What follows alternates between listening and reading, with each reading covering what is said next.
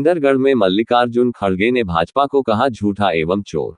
दतिया जिले की दतिया, सेवड़ा, भांडेर तीनों विधानसभा के घनश्याम सिंह इंदरगढ़ में मल्लिकार्जुन खड़गे ने भाजपा को कहा झूठा एवं चोर। देर फूल सिंह बरैया दतिया से राजेंद्र भारती के समर्थन में आज नगर इंदरगढ़ पहुंचे राष्ट्रीय कांग्रेस पार्टी के राष्ट्रीय अध्यक्ष मल्लिकार्जुन खड़गे ने मांगे वोट। सेवड़ा से कांग्रेस प्रत्याशी घनश्याम सिंह के समर्थन में इंदरगढ़ थाना ग्राउंड दतिया रोड पर की आमसभा। राष्ट्रीय अध्यक्ष खड़गे ने आमसभा के दौरान भाजपा पर साधा निशाना। भाजपा के प्रधानमंत्री को कहा झूठों का बादशाह भाजपा सिर्फ चुनाव ने समय ही आमजन को लुभाने लाती है। झूठी और खोखली योजना जिसे भाजपा चुनावी जुमला कहा जाता है। राष्ट्रीय अध्यक्ष खड़गे ने सेवड़ा क्षेत्र की जनता जनार्दन से अपील कर प्रदेश में एक बार फिर कांग्रेस की सरकार और एक बार फिर कांग्रेस प्रत्याशी घनश्याम सिंह को आगामी 17 नवंबर को अधिक से अधिक संख्या में मतदान कर भारी बहुमत से विजयी बनाए। कि वो बाबा साहब अम्बेडकर जी का चित्र राष्ट्रीय अध्यक्ष जी को प्रदान कर उनका स्वागत करें। भैया ऊपर से बीच में आ रहा हूं। हमारे बीच में हमारे नेतागण, हमारे मुखिया, कांग्रेस पार्टी के मुखिया खड़गे साहब का मैं सभी लोगों से चाहूंगा एक बार जोरदार ताली बजाकर उनका स्वागत करें। हमारे बीच में ग्वालियर चंबल संभाग के प्रभारी आदरणीय शिव भाटिया जी, आदरणीय गांधी जी, आदरणीय सम्मानित मंच, दूर दराज से हमारे सभी पिता बुजुर्गों, नौजवान साथियों, सभी को हाथ जोड़कर अभिनंदन वंदन करता हूं। लोगों से अपील करता हूं कि आप लोग सब तैयार हैं कि मध्य प्रदेश में कमलनाथ जी की सरकार बनाने के लिए पूरे लोग, आप लोग, हमें जब कमलनाथ जी की सरकार बनाना है तो हमें सभी सीटों पर मेहनत करना पड़ेगी। और दतिया जिले के अंदर आप लोगों के आशीर्वाद से तीनों की तीनों सीटें कांग्रेस के खाते में जा रही हैं। भारतीय जनता पार्टी का पत्ता साफ हो रहा है। मैं आप लोगों से कहना चाहता हूं, इस मध्य प्रदेश में जब 15 महीने की सरकार माननीय कमलनाथ जी की थी तो इस किसानों का सबसे पहले कर्जा माफ किया था। 27 लाख किसानों का कर्जा माफ हुआ। मगर 2020 में 15 महीने की सरकार गिरी और उस सरकार में भारतीय जनता पार्टी के सरकार आई और प्रदेश के मुख्यमंत्री शिवराज सिंह चौहान बने। हमेशा भारतीय जनता पार्टी कहती है कि हम किसानों के मसीहा हैं, हम किसानों के नेता हैं। मैं आप लोगों से कहना चाहता हूं, किसान भाइयों से, यदि जो कमलनाथ जी ने कर्जा माफ किया था तो यदि उनको लगातार योजना से 2020 में इनकी सरकार आई थी, जो 1 लाख तक का कर्ज माफ हुआ था वो 2 लाख का भारतीय जनता पार्टी माफ करती तो आज आपके बीच में वोट मांगने की हाल नहीं आती। वो आपके जैसे है ही नहीं। आप लोग समझ लीजिए, 18 साल के शासनकाल में आज तक किसानों को झूठा वादा करते रहे। और मैं आप लोगों से कहना चाहता हूं, इस देश खतरे में है और संविधान भी खतरे में है। और आप लोग ये बात सोच लीजिए कि इस समय देश की रक्षा कौन कर सकता है और संविधान का खतरा कौन है? भारतीय जनता पार्टी और आरएसएस के लोग हैं जो देश के संविधान को मिटाना चाहते हैं। मैं आप लोगों से अपील करूंगा कि ये लोकल क्षेत्र है। मैं आप लोगों ने मुझे भी यहाँ से आशीर्वाद दिया और विधायक बनाने का काम किया। मैं 3 बार इस क्षेत्र से चुनाव लड़ा हूँ। पिछली बार भी मैं इस क्षेत्र से चुनाव लड़ा था और इस क्षेत्र में कुंवर घनश्याम सिंह जी भी चुनाव लड़े थे, मैं भी चुनाव लड़ा था। वो जीते थे, मैं हारा था, मगर भी प्रत्याशी चुनाव लड़ता अकेला था और 18,000 वोट लेके आया था। अब की बार 3 प्रत्याशी लड़ रहे हैं। आप लोग अपना वोट इधर उधर न डालें, क्योंकि आप लोगों को पता है कि वोट बढ़ चुका है और इस समय हमें देश के प्रति और संविधान के प्रति और हमें कर्जा माफी के प्रति कांग्रेस के प्रति, कांग्रेस की सरकार बन रही है, तो हमारा अमूल वोट एक जगह जाए कांग्रेस प्रत्याशी के लिए 17 तारीख को भारी बहुमत से आप लोगों को विजय बनाए तो आपकी निश्चित रूप से मनोकामना पूरी होगी और मध्य प्रदेश की कांग्रेस की सरकार बनेगी।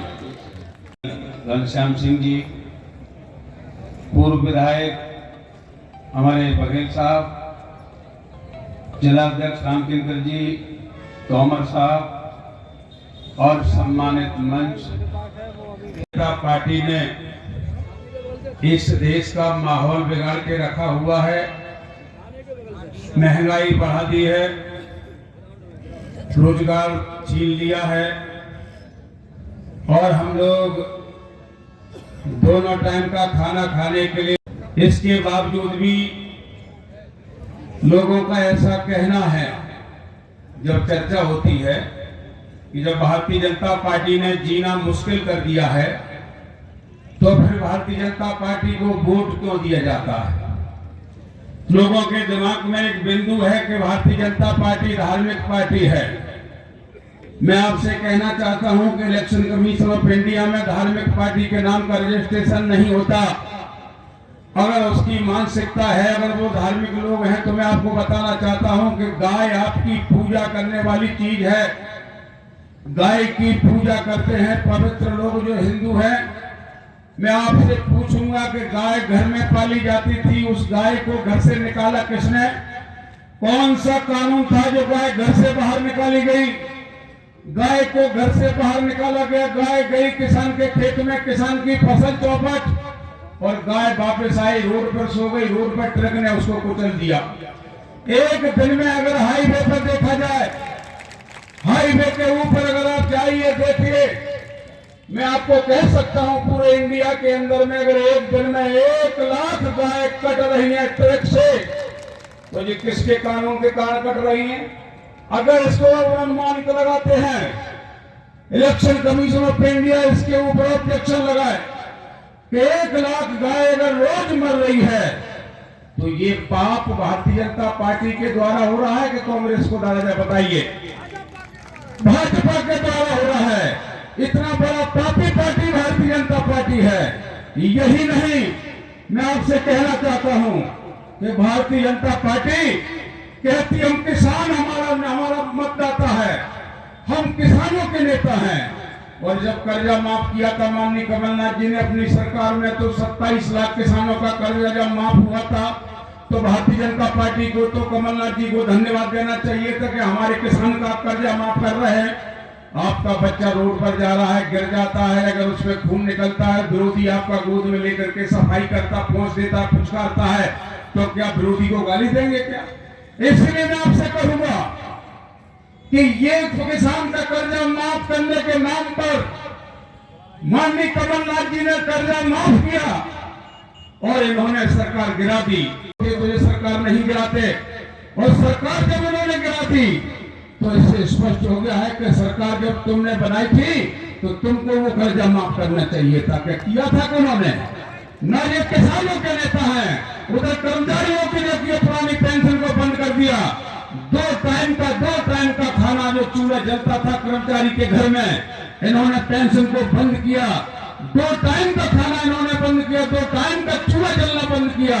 और वो चूल्हा जलाने की जिम्मेदारी आज ली है हमारे बीच में कांग्रेस पार्टी ने कि जिनकी पुरानी पेंशन बंद थी वो फिर से बहाल की जाएगी। आपके घर में फिर से वो चूल्हा जलना शुरू होगा। इसलिए मैं आपसे कहूंगा कि 27 तारीख आने वाली है, आपके पास एक मौका है। अगर बेरोजगारी को भगाना है, अगर महंगाई को भगाना है, लॉ एंड ऑर्डर को भगाना है, मैं आपसे कहना चाहता हूं इनका हिंसक लॉ एंड ऑर्डर है, इसको अगर दूर करना है, 17 तारीख को हाथ वाले पंजे का बटन दबाइए और यहां से माननीय घनश्याम सिंह जी को विजयी बनाइए। सभी को धन्यवाद। जय हिंद, जय भारत। बीच पर आ रहे हैं, मैं उनका हृदय से स्वागत करता हूं। वो इस देश के प्रमुख दलित नेता हैं। मंच पर विराजमान फूल सिंह बरैया जी, जिला कांग्रेस अध्यक्ष जी, पूर्व विधायक राजूलाल बघेल जी, सम्मानित मंच और यहाँ उपस्थित मेरे सभी आदरणीय बंधुओं, दूर दूर से ग्रामीण क्षेत्र से पधारे हुए बंधुओं, इसमें सेवड़ा विधानसभा क्षेत्र के अलावा भांडेर विधानसभा क्षेत्र से भी काफी लोग पधारे, उनका भी स्वागत है। दतिया से भी पधारे, उनका भी स्वागत है। आज ये चुनावी बेला है, आपको निर्णय लेना है किस कैंडिडेट को वोट दें, किस पार्टी को वोट दें। मेरा कहना है पार्टियों में आप तुलना कर लें। कांग्रेस जो कहती है वो करती है। कांग्रेस ने मनमोहन सिंह प्रधानमंत्री थे, 72,000 करोड़ का किसानों का कर्जा माफ किया था। हमारे कमलनाथ जी मुख्यमंत्री 1.25 साल रहे, किसानों का 3,000 करोड़ रुपए माफ हुए। तृतीय चरण शुरू ही नहीं हो पाया, सरकार गिर गई, वरना पूरे कर्जे 6 महीने और सरकार रहती, पूरे 2 लाख के कर्जे माफ होते। भारतीय जनता पार्टी के नेताओं ने, प्रधानमंत्री नरेंद्र मोदी जी ने भी 2014 में कहा था कि हम कितना काला धन लाएंगे कि 15-15 लाख हर खाते में डालेंगे। कहा था या नहीं कहा था? कहा था। आगे ये भी कहा था कि अगर न डाल पाऊं तो जनता को अधिकार होगा मुझे फांसी पे लटका देना। और चुनाव के बाद क्या हुआ? कह दिया ये तो चुनावी जुमला होता। हमारे मुख्यमंत्री कमलनाथ जी बने थे, खजाना खाली मिला था, वो भी कह सकते थे कर्जा माफ नहीं कर पाएंगे, मैं हाथ जोड़ लेता हूँ, या केवल 50,000 का कर्जा माफ करेंगे, ज्यादा नहीं करेंगे, या चुनावी जुमला था। लेकिन नहीं, कांग्रेस जो कहती है वो करती है। 1.25 साल की सरकार में जितने काम हुए उतने काम 20 साल की सरकार में नहीं हुए। पिछले 18 साल से भाजपा सरकार ने मध्य प्रदेश को सबसे बड़ी अगर उपलब्धि दी है, सबसे बड़ी उपलब्धि दी है तो वो है ये है कि भ्रष्टाचार को कई गुना बढ़ा दिया। आज मुख्यमंत्री, मंत्री से लेकर नीचे तक पूरा अमला भ्रष्टाचार में डूबा है। गरीब के जेब में अगर पैसा नहीं है तो कोई काम नहीं होगा, कोई सुनवाई नहीं होगी। चाहे थाने में जाए, चाहे पटवारी के पास जाए, तहसील में जाए, मंत्री के पास जाए, मुख्यमंत्री के पास जाए, केवल पैसे वालों की सुनवाई है, केवल कमीशन की सरकार है। कहते हैं यहाँ 50% कमीशन चलता है, 50% कमीशन की सरकार। दूसरी बात, प्रत्याशियों में आप तुलना कर लें। आपने पिछली बार मुझे रिकॉर्ड मतों से जिताया था। सेवड़ा विधानसभा क्षेत्र में इतने बड़े मतों से कोई नहीं जीता था, 32,265 मतों से। मैंने भी पूरे 5 साल आपकी सेवा की। मेरी गाड़ी का पहिया बिल्कुल रुका नहीं है। मेरी नई इनोवा गाड़ी है, 2 साल भी पूरे नहीं हुए, 1,80,000 किलोमीटर चल चुकी है केवल इसी क्षेत्र में। 180 किलोमीटर प्रतिदिन का एवरेज है। मैं दावे से कह सकता हूँ किसी प्रत्याशी ने इतना नहीं घुमा होगा क्षेत्र में, इतनी जनता के बीच में नहीं गया होगा। और भाजपा का प्रत्याशी वो तो पिछले 5 साल से एक दिन नहीं आया, जबकि वो पूर्व विधायक रह चुके हैं, दोबारा टिकट चाहते थे। पूरे विधानसभा क्षेत्र में एक दिन एक कार्यक्रम में नहीं आए, किसी गांव में नहीं आए। उनने विकास यात्रा चलाई थी भाजपा ने, सारे गांवों में गई थी, लेकिन प्रदीप अग्रवाल नहीं गई थी। ऐसे ही और उम्मीदवारों की बात है। जब बाढ़ आई, जब पुल टूटे, किसने आपकी लड़ाई लड़ी? ये आप देखें। भ्रष्टाचार के खिलाफ आपके इंद्रगढ़ के बाईपास के लिए, सेवड़ा दतिया रोड चौड़ीकरण के लिए हर लड़ाई मैंने सड़क से लेकर सदन तक लड़ी है। इंद्रगढ़ में, सेवड़ा में हमारे धरना प्रदर्शन हुए, 3-3, 4-4 हजार लोग एकत्रित हुए, जो कि रिकॉर्ड है, कभी इतने लोग नहीं आए। हमने SDM का बंगला घेरा, ज्ञापन दिया, मैं हर काम में उपस्थित रहा। इसलिए आप तुलना कर लें और तय करें। कांग्रेस पार्टी ही भाजपा की गरीब विरोधी सरकार को मध्य प्रदेश से उखाड़ सकती है, और पार्टियों को वोट देने से कोई फायदा नहीं। किसी की 1 सीट आएगी प्रदेश में, किसी की 2 आएंगी। इसलिए मैं अपील करता हूं कि भारी बहुमत से कांग्रेस को जिताएं। अंत में मैं हमारे राष्ट्रीय अध्यक्ष आदरणीय मल्लिकार्जुन खड़गे साहब के बारे में थोड़ा और बताऊंगा। वे लगातार कई बार कर्नाटक में विधानसभा चुनाव जीतते रहे, कर्नाटक में कई बार मंत्री बने, और केंद्र में रेल मंत्री भी रहे मनमोहन सिंह की सरकार में। आप लोग लोकसभा में विपक्ष के नेता रहे, अभी राज्यसभा में विपक्ष के नेता है। आपका कद दलित नेताओं में सबसे बड़ा है पूरे देश में। इसलिए हमें गर्व है, हम आपका स्वागत करते हुए आप हमारे बीच आए। अंत में जनता से यही निवेदन करूंगा कि भारी बहुमत से कांग्रेस पार्टी को जिताएं एक बार मुझे पुनः मौका दे और एक अच्छी सरकार कमलनाथ जी के नेतृत्व या जो भी नेता आएगा उसके नेतृत्व में सरकार बनेगी, जो अच्छे काम करेगी। इस भाजपा की गरीब विरोधी सरकार को उखाड़ फेंके, यही मेरा आह्वान है। बहुत बहुत धन्यवाद। जय। और किसान भाइयों, दूर दूर से आए हुए मेरे सभी कार्यकर्ता बंधुओं, मीडिया के मेरे दोस्तों, आज इस चुनावी सभा में इस मंच पर बैठे हुए विधायक प्रत्याशी श्री घनश्याम सिंह जी यहाँ पर मौजूद नहीं है, लेकिन वो भी इधर प्रत्याशी होने के नाते मैं उनका नाम लेता हूँ, राजेंद्र भारती और फूलचंद बेरिया जी। फूल सिंह बरैया। ठीक है, तुमने कैसा लिख के दिया वैसा पढ़ा।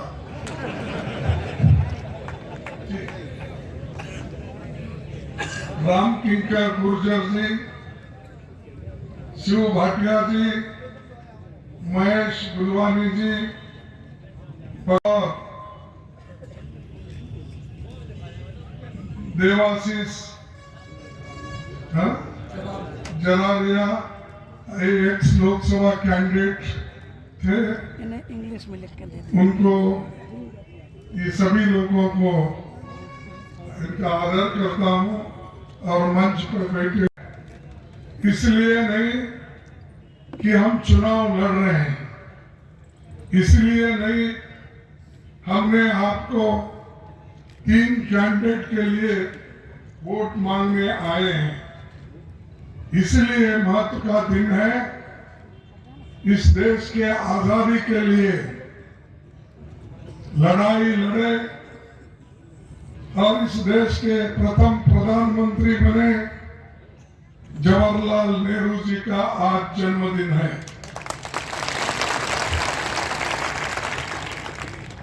जवाहरलाल नेहरू जी ये मामूली व्यक्ति नहीं थे या ये देश विदेश में इनकी प्रतिभा थी और एक सेक्युलर, एक बहुत विद्वान और देश के लिए बहुत जज्बा रखने वाले, हिम्मत से काम करने वाले श्रीमान पंडित जवाहरलाल नेहरू जी का ये जो आज जन्मदिन है, इसीलिए मैंने कहा ये महत्व का दिन है, इसलिए उनको मैं नमन करता हूं। दिन जयंती है और हम सभी को याद रखना है, जिसने इस देश में लोकतंत्र की बुनियाद डाली।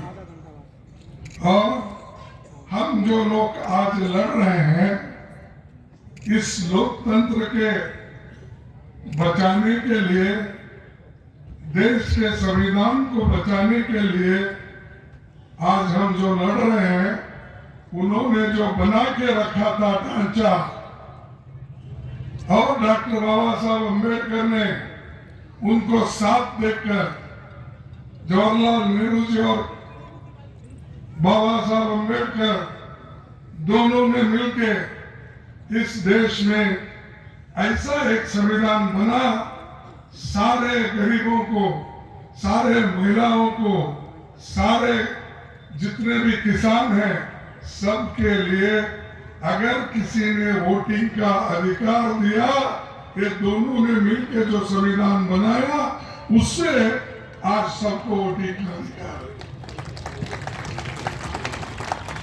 नहीं तो पहले का जो था ब्रिटिश के जमाने का और राजे महाराजों के जमाने का, आप गुस्से में मत आओ, राजे महाराज तो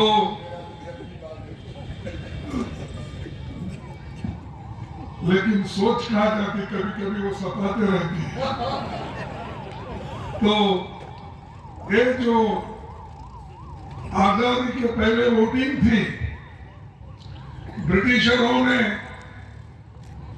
जो इस देश में चंद लोगों के हाथ में ही वोटिंग पावर दी थी।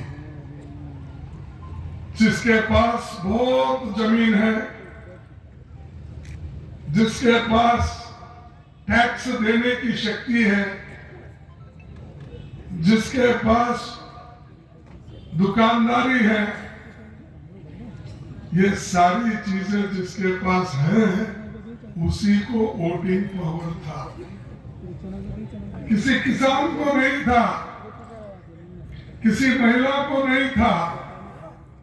और दलितों का तो छोड़िए, वो तो सेकंड क्लास सिटीजन, उनको तो कोई पूछता ही नहीं था। इस देश में संविधान बना के छोटे बड़े गरीब महिला सबको समान अधिकार दिया और सबको एक ही वोट,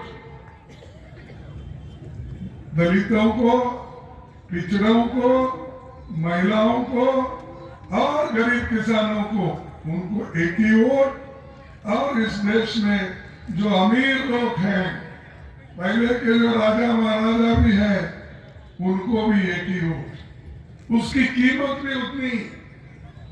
क्या आपके वोट को कम नहीं था, कम नहीं समझते और उनके वोट को भारी नहीं समझते। ये सबको समान, सब जाति के लोगों के लिए, हिंदू हो, मुसलमान हो, सिख हो, ईसाई हो, पारसी हो, बुद्धिस्ट हो, कोई भी हो, सबको समान अधिकार, समान हक। और उस वोटिंग को एक ही कीमत, एक ही वैल्यू थी। एक कांग्रेस ने किया और एक पंडित जवाहरलाल नेहरू जी ने किया। बाबा साहब अम्बेडकर ने हमको वहां पर मेहनत करके गरीबों के लिए दिलवाया। तो ये है खूबी कांग्रेस की। और कांग्रेस के बारे में सबसे ज्यादा गालियां देते हैं बीजेपी वाले। मुझे समझ में ही नहीं आता बीजेपी वाले गालियां क्यों देते। अरे भाई, आपको मालूम होता आजादी की, अगर आपके घर में कोई आजादी के लिए लड़कर मरता तब तुमको मालूम होता था आजादी की कीमत। अगर आपके घर में घर के लोग अगर जेल जाते, जेल में अगर आटा पीसते, पीने को अगर पानी भी नहीं मिलता तो फेंक देते थे मुंह पे। ऐसी वातावरण में अगर आपके लोग, आपके पुरखे, आरएसएस के लोग, बीजेपी के लोग अगर जाते थे तो उनको मालूम होता था आजादी की कीमत कैसी होती है। तुमने कुछ नहीं किया, अब फुक्कट में बैठ के खा रहे हो। मेहनत करा, मुर्गी साहब, अंडा खाया फकीर साहब। मेहनत तो हम लोग करे, कांग्रेस के लोग। जेल में हम गए, फिर आज हमको ही गाली दे। ये इसलिए मैं बोलता हूं, खासकर दलितों को, पिछड़ों को, महिलाओं को, चाहे वो किसी जाति के हो, इनको सच्ची आजादी मिली तो वो जवाहरलाल नेहरू और बाबा साहब अम्बेडकर, वल्लभ भाई पटेल ऐसे लोगों ने लिखकर देश को एक बनाया और देश आज एक होकर तरक्की किया। कांग्रेस पार्टी ने ही बहुत से चीजें इस देश में लाई, फिर भी हमको ये पूछते हैं, कौन? मोदी जी। क्या पूछते हैं? अरे भाइयों और बहनों, 70 साल में तुमने क्या किया? अरे भाई, हम 70 साल में कुछ नहीं करते तो तुम प्रधानमंत्री होके नहीं बैठते थे। तुमको प्रधानमंत्री और शाह को होम मिनिस्टर जो बने, इस देश के आजादी को लाकर और इस देश में संविधान को रक्षा करके लोकतंत्र को बचाए, इसलिए आप वो कुर्सी पे बैठे। लेकिन आप वो लोकतंत्र को बर्बाद करना चाहते हैं। संविधान को खत्म करके आप अपना ही संविधान लाना चाहते हैं। क्या चाहते हैं ऐसी लोग फिर हुकूमत करें? आप चाहते हैं? तो जब आप नहीं चाहते तो हमारे को एक वचन दो कि हमारा कैंडिडेट तो है, सभी है, 3 कैंडिडेट यही है, लेकिन वोट के भी ज्यादा मैं जो आया हूं, मैं अंदर आके नहीं देखता, मुझे नहीं, आप भी नहीं देखते, इन्हों भी नहीं देखते, कोई भी अंदर आते नहीं। आपके दिल की आवाज जो बोलती है उससे आप वहां जाकर बटन दबाते हो। लेकिन हमको इस देश को बचाना है, इस देश को एक रखना है और इस देश के लोगों को हम बचा के अगर रखे तो देश मजबूत होता है, सिर्फ भाषण से नहीं होता। मोदी जी साहब जो संडे को एक बार कहते ना, मन की बात, लेकिन लोगों की दिल की बात कभी नहीं सुनी। सिर्फ अपने मन की बात बोले, लेकिन लोगों के दिल की बात कभी नहीं बोले। और वो भाषण करना और कहना हमने लाया, गरीबी हमने देखी। अरे बाबा, तुम कहां देखे? तुम तो एक बहुत बड़ा कैंटीन लगा के ठेकेदार बन के बैठे थे। हम तो मजदूर लोग कसपट निकालने का, अपना काम करने का, मजदूरी करने का, ईंट उठाने का, पत्थर काटने का, ये काम असल गरीब ने किया। और तुम जब वोट होना है, मैं गरीब का बेटा हूँ, मेरी माँ बर्तन मांजती थी। अरे भाई, हम तो रोज बर्तन मांजते हैं यहाँ, तुम तो कभी मांगे होंगे। हमारी महिलाएं, माएं जो गरीबी में है, बच्चों को खाना नहीं खिला सकती, पौष्टिक आहार नहीं मिलता, यहाँ की स्थिति है ये। जवान साहब कभी बच्चों को पौष्टिक आहार नहीं देते, महिलाओं को नहीं देते। अगर किसी ने आदिवासी बच्चे पे जाकर उसको नीचे गिरा के अगर उसके मुंह में पेशाब करता है, तो इन्हों जाके बाद में कहते हैं मेरे से गलती हो गई, उठो, उसके पैर धोते हैं। पैर धोने से कुछ होने वाला नहीं, उसकी गरीबी को हटाओ, उसको खाना दो, पेट को खाना दो, सर पे छत दो, शरीर पे कपड़े दो। उस वक्त ये बातें ठीक रही।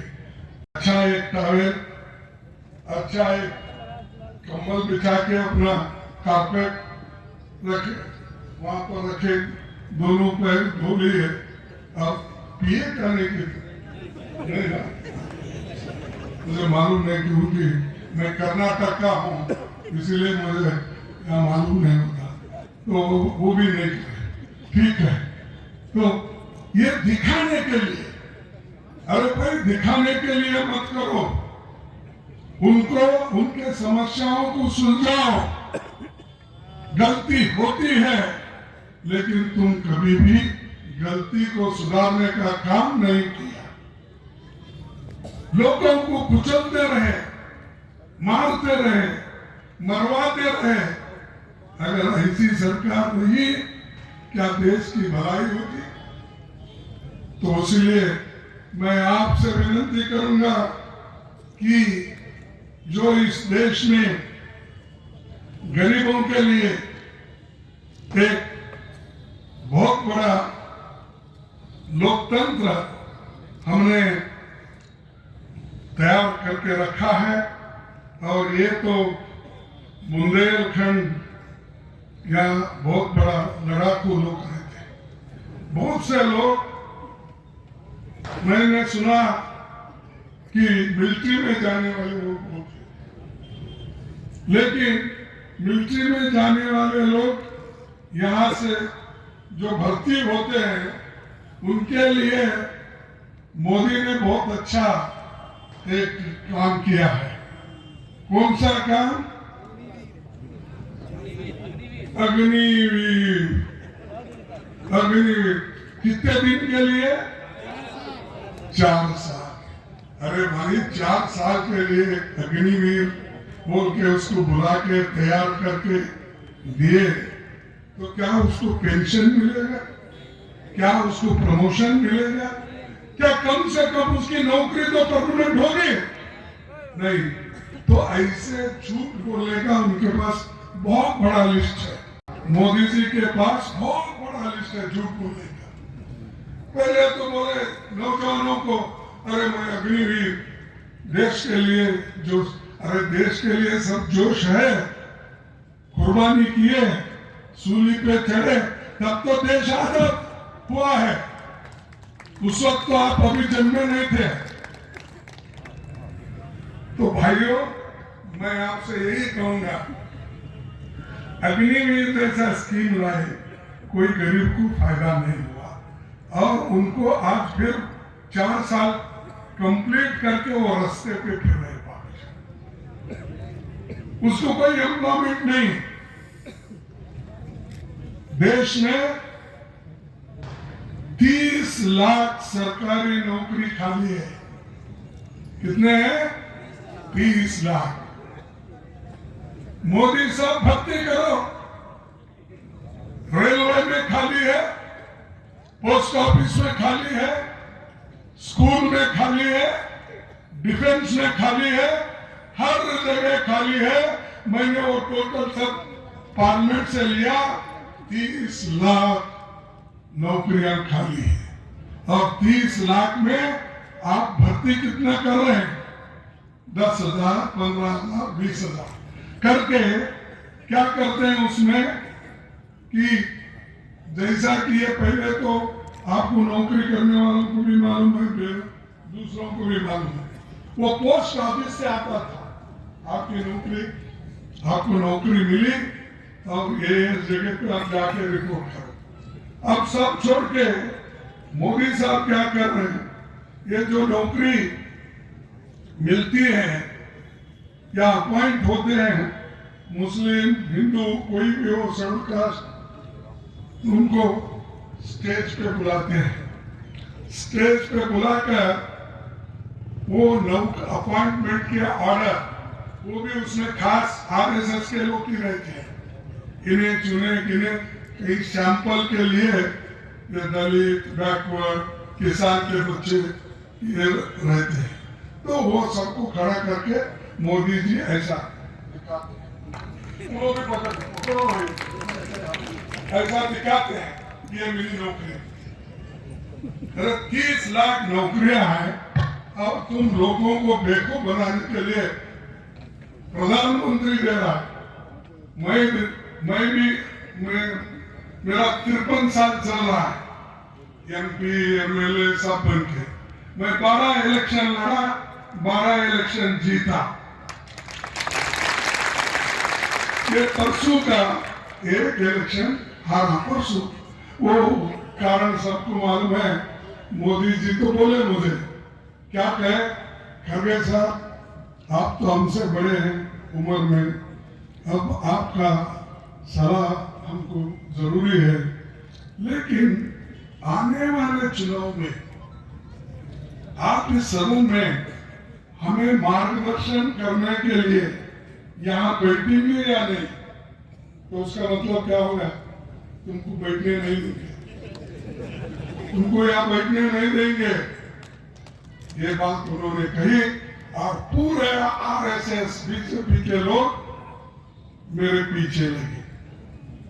ठीक है, मेरे पीछे लगे, क्योंकि मैं अपोजिशन लीडर था, उनसे लड़ता था, सही बात रखता था, लोगों की बात रखता था, इसलिए मुझ पर उन्होंने अपनी दुश्मनी निकाल ली। ठीक है, लेकिन परसों असेंबली इलेक्शन में मेरा बच्चा वहां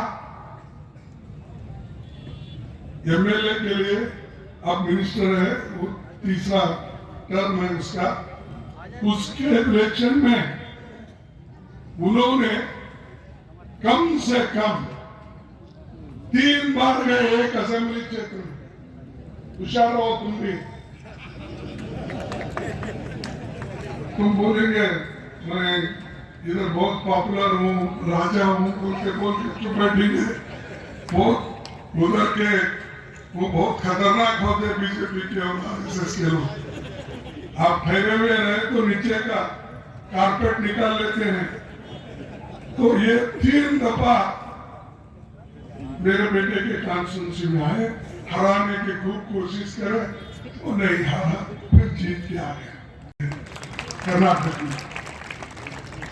मैं ये क्यों कह रहा हूं, भाई आप कितना कोशिश करेंगे हम लोगों को दबाने की।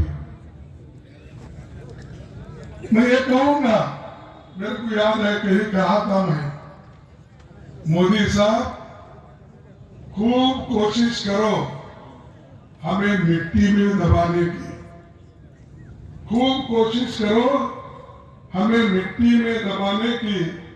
हम बीज है, बार बार उठने की आदत है।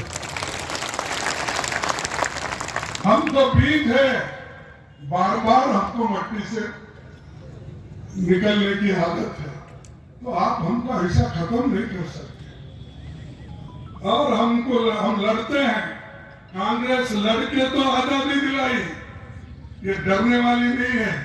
इसीलिए तो राहुल गांधी जी कन्याकुमारी से लेकर कश्मीर तक अकेले लाखों लोगों से मिले, मिलकर बूढ़े बड़े सबको, महिलाओं को, शिक्षित लोगों को, सबसे मिलकर उन्होंने गले लगा के उनके समस्याओं को पूछा।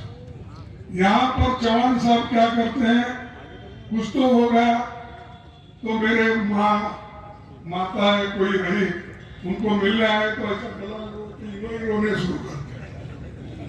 अभी तुम रोए तो क्या है, उनका रोना क्या है पहले सुनो, बाद में तुम रो जाओ। ऐसा कांग्रेस कभी किसी समस्या में रोया नहीं, वो हमेशा लड़ता रहा, लड़ते हुए अपने लोगों के समस्याओं को समझाया और पूर्ति किया। लोगों को मनरेगा जैसा स्कीम किसने दिया? कांग्रेस ने दिया। उस मनरेगा जैसे काम को भी पहले इन्हों बीजेपी की लोग कहते थे कि भाई ये फालतू है, इसमें कुछ नहीं है। और उसमें तो हमारे मोदी साहब तो कहते थे, खड़गे साहब ये जो नरेगा योजना है, ये स्कीम तो आपके लोगों की स्मारक है, ये इसको मैं जिंदा रखता हूं, इस नरेगा स्कीम को मैं मरने नहीं दूंगा। अरे ऐसे उनका एक फालतू है, रखूंगा।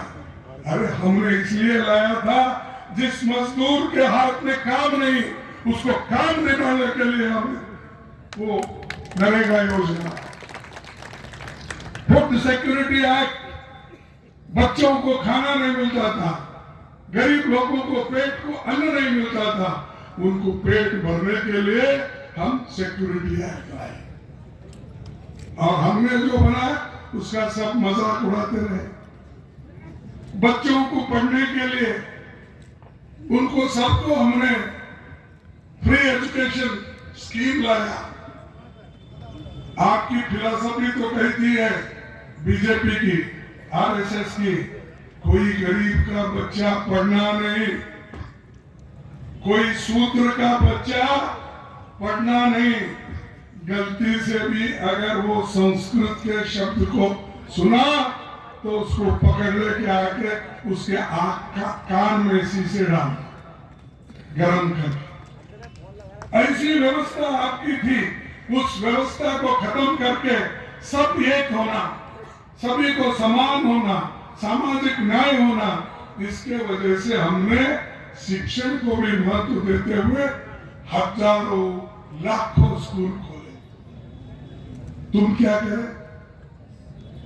और नेहरू जी ने लाखों लोगों को काम देने के लिए बड़े बड़े कारखाने खोले और उस कारखाने को उन्होंने कहा ये आधुनिक टेम्पल है, ये आधुनिक मंदिर है, इससे बच्चों का देश का उद्धार होता है।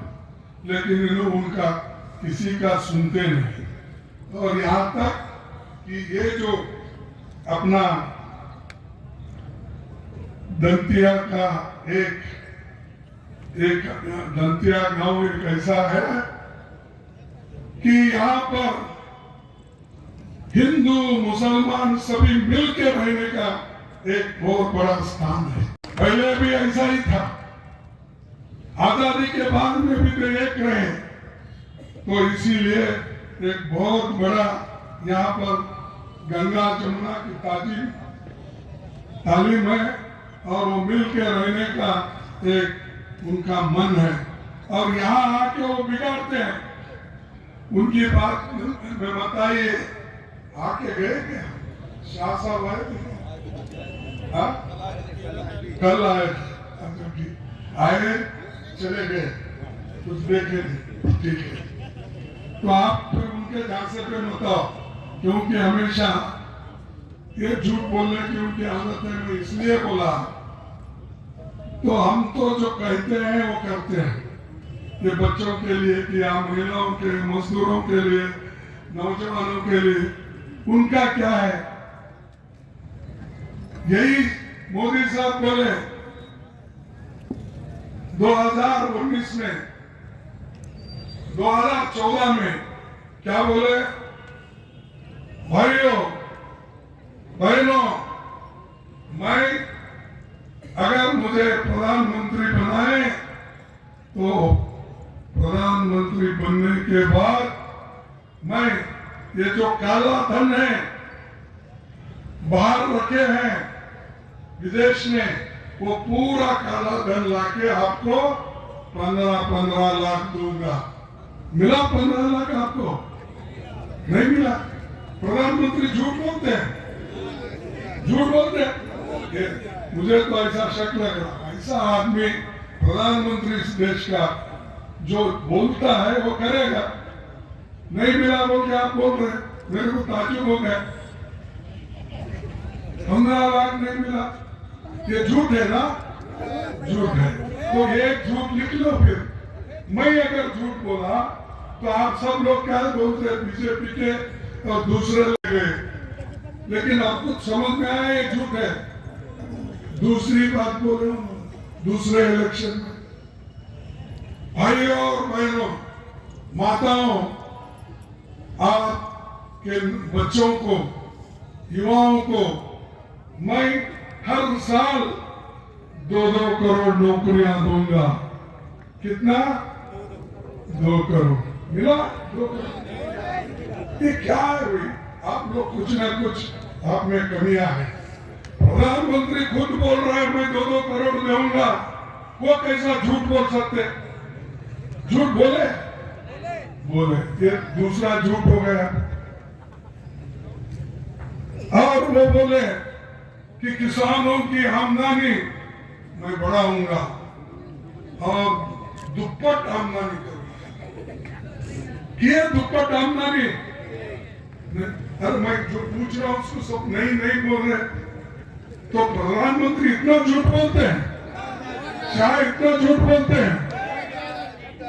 अगर मैं कहूं पार्लियामेंट में, अगर मैं कहूं अगर भाषण में, तो मेरे को क्यों आप गालियां देते? मेरे को क्यों ऐसा बोलते? तुम खुद झूठे हो, झूठों के सरदार हो, और तुम मुझे कहते हो, कांग्रेस को गालियां देते हो। तो इतने झूठ बोल के हुकूमत में आने वाले लोग तुम लोगों से कैसा भ्रमित कर रहे हो ये मालूम होता है।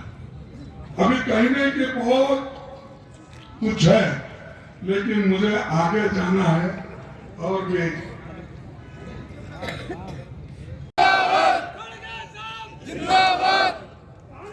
तो ये है, ये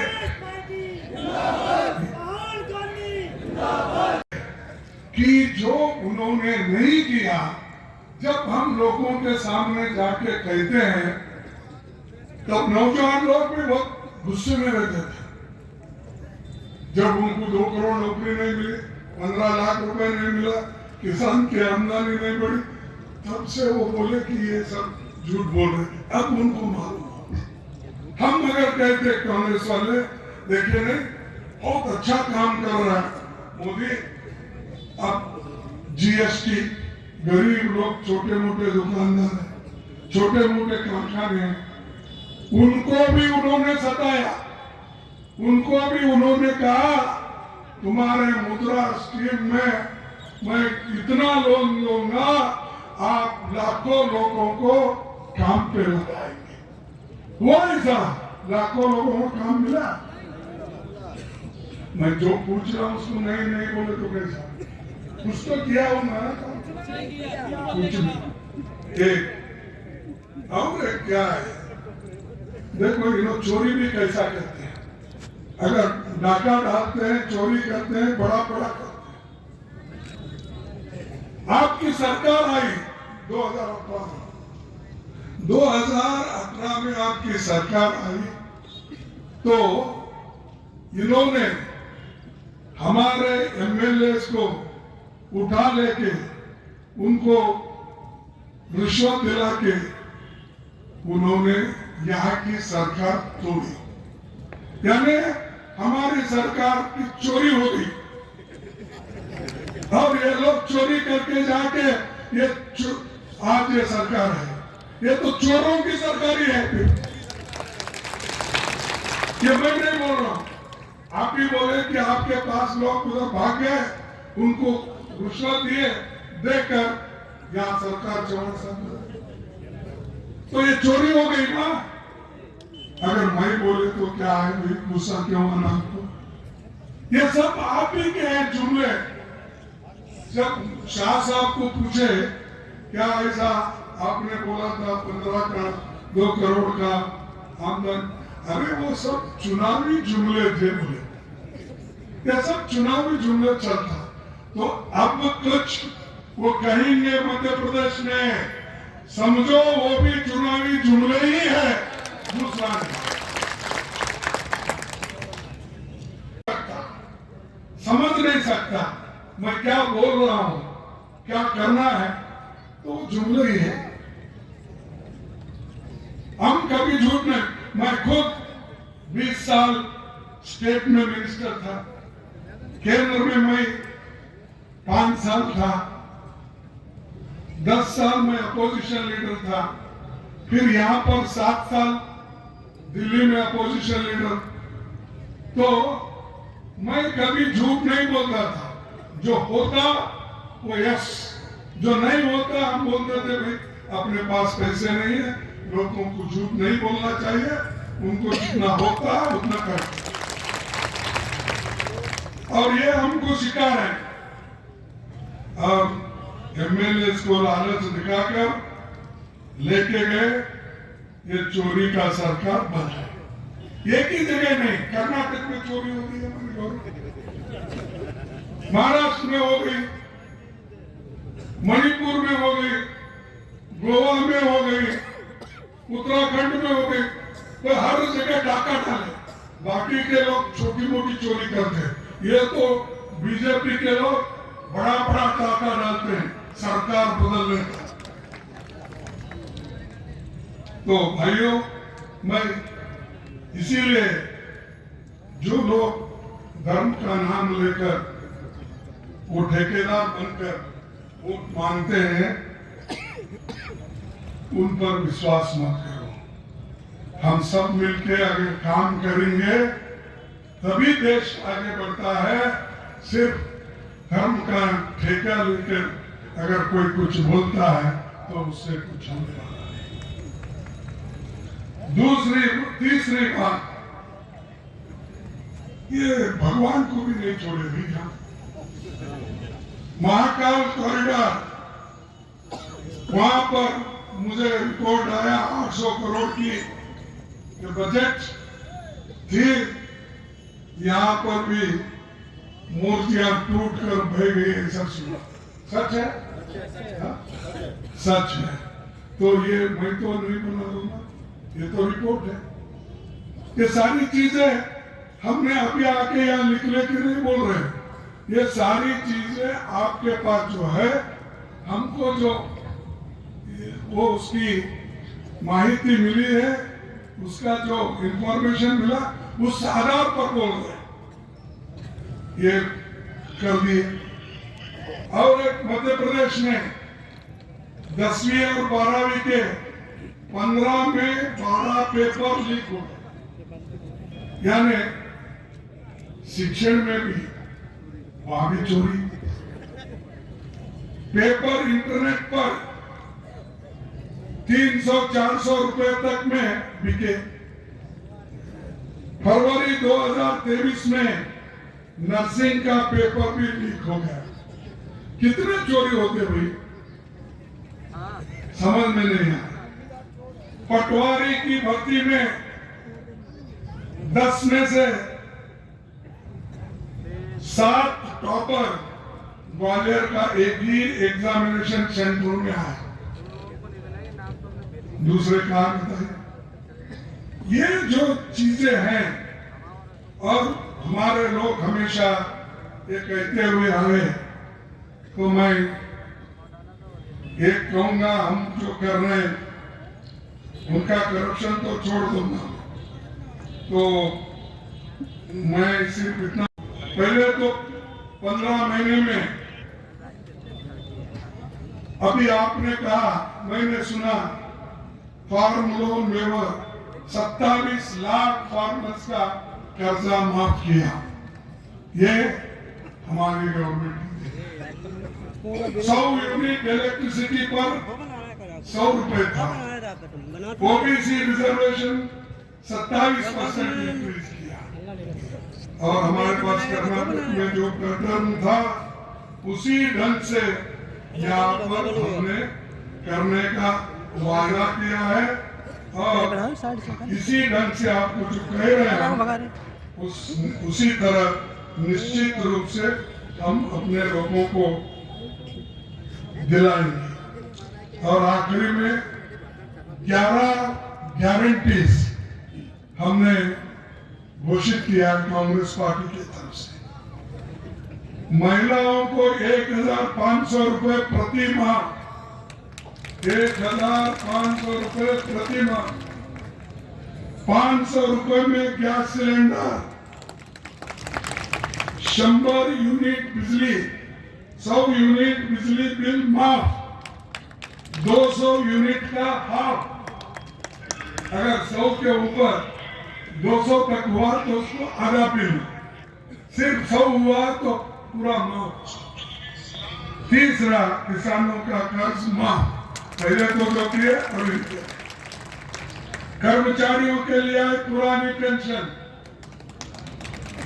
किसानों का 5 हॉर्स पावर बिजली बिल माफ, सिंचाई के पुराने बिल भी माफ, 27% ओबीसी आरक्षण का भी लाभ मिलेगा। 12 घंटे सुनिश्चित सिंचाई बिल बिजली, यानी 12 घंटे अनइंटरप्टेड, यानी सतत चलेगा बिजली। और जातिगत जनगणना का भी लाभ, ओबीसी बैकवर्ड क्लासेस के लिए, सभी कम्युनिटी के लिए जो सेंसस करेंगे जाति गणना, उसका लाभ सबको होगा। चलो भड़का रहे हैं कि देखो तुमको फायदा होता, उनको सबको फायदा होता, कि एक मासी हालत क्या है, बैकवर्ड की मासी हालत क्या है, उसके पास कितना जमीन है, उसके लोग कितने पढ़े लिखे हैं, कितने डिग्रियां हासिल किए, ऐसे सब कम्युनिटी के आते हैं। बैकवर्ड के आते हैं, एससी के, एसटी के, अपर कास्ट के, सब के आते हैं। तो इसको मोदी जी क्यों इसको विरोध कर रहे हैं, मुझे मालूम नहीं। वो विरोध करते रहेंगे। अगर हमारी गवर्नमेंट आई तो हम ये जरूर करेंगे, और ये खासकर जो सेंट्रल के हैं वो तो मैं अलग रखूंगा, लेकिन यहाँ 27 ओबीसी आरक्षण का लाभ तुमको होगा। जो किसान आंदोलन के मुकदमे आप लोगों के ऊपर है वो पूरा हम वापिस निकाल लेंगे। जितने भी लोगों के ऊपर केसेस है वो वापिस लेंगे। तो इसलिए देर बहुत हो गई है। मैं एक शेर बोलूंगा और मेरे भाषण को, क्योंकि ये मोदी जी के वायदे हैं, उसके ऊपर बोलूंगा, फिर बाद में महंगाई के ऊपर में। सुबह से शाम तक इंतजार कौन करे? मोदी झूठे वायदों पर शायरी है, दूसरा कुछ बोले नहीं। हमारा ऊपर सुबह से शाम तक इंतजार कौन करे? तुम्हारे वायदे पे अब एतबार कौन करे? क्योंकि मैं बोला अभी 15 लाख लोग ये उतने सब किसान का आमदनी, इसीलिए तुम्हारे वादे पे अब एतबार कौन करे? सजा किए कि अभी तक भुगत रहे हैं। आपने जो वोट देकर ये जो सजा पा रहे हैं ना, अभी तक वो भुगत रहे हैं। पुरानी भूल भला बार बार कौन करे? ये पुरानी भूल भला बार बार कौन करे? कम से कम अब तो कांग्रेस को बटन दबाओ, वोट डालो। अब महंगाई तो इतना है, नौकरियां भी नहीं है, पर उसके ऊपर उन्होंने ध्यान ही नहीं देते। आज खजाने के मंत्री को अपना हुनर दिखाना है महंगाई के ऊपर से। आज खजाने के मंत्री को अपना हुनर दिखाना है। चारा जो चूग रहे परिंदे, उस पर टैक्स लगाना है। चारा जो चूग रहे हैं परिंदे, उस पर टैक्स लगाना है। महंगाई का असली मुद्दा दंगों में दब गया कहीं। महंगाई का असली मुद्दा दंगों में दब गया कहीं। नए पैतरे के बल पर आसान ताश हथियाना है। नए पैतरे के बल पर आसान ताश हथियाना है। यानी फिर अभी भी वो लोग झूठ बोल बोल कर अपने पास वोट लेने की कोशिश करते हैं। इसलिए भाइयों, मैं आपसे इतना ही विनती करूंगा कि आप लड़ो, खूब लड़ो अपने स्वाभिमान के लिए। और मैं खास जय हिंद, जय हिंद, जय हिंद, जय हिंद, जय कांग्रेस, जय कांग्रेस, जय कांग्रेस, जय कांग्रेस, जय कांग्रेस। जय कांग्रेस। आप सबको धन्यवाद, नमस्कार। बहुत बहुत धन्यवाद माननीय खड़गे साहब कि आपके इतने ओजस्वी उद्बोधन आपने हम सबको देने की कृपा की। हम इसी क्रम में आज के आभार प्रदर्शन के लिए आदरणीय देवासी जरानिया जी, पूर्व लोकसभा प्रत्याशी जी को मैं आमंत्रित करूंगा कि वो आज का आभार प्रदर्शन करें। आज सेवड़ा की चुनावी सभा में गरीबों, वंचितों, दलितों के सबसे बड़े नेता देश के माननीय खड़गे साहब यहाँ उपस्थित हुए। माननीय खड़गे साहब, यह लोकतंत्र की खूबसूरती है कि आज आपके बाएं हाथ पर एक राजा का बेटा और दाएं हाथ पर एक दलित का बेटा आपके सामने खड़ा हुआ है। वास्तवता में ये लोकतंत्र की खूबसूरती है। माननीय खड़गे साहब, आज आपने जैसा कि कहा कि वास्तविक